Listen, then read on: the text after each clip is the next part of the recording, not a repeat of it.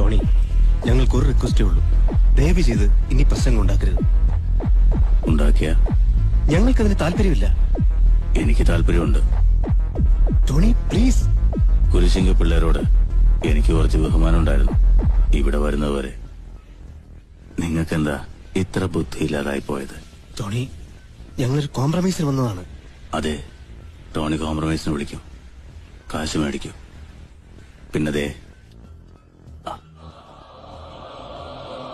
അതിനകത്തേക്ക്.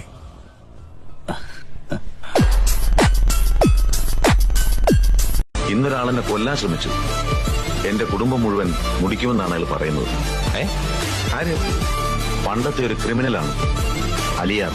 കഴിഞ്ഞിട്ടില്ല രാമ, ഒന്നൂടുണ്ട് ബാക്കി.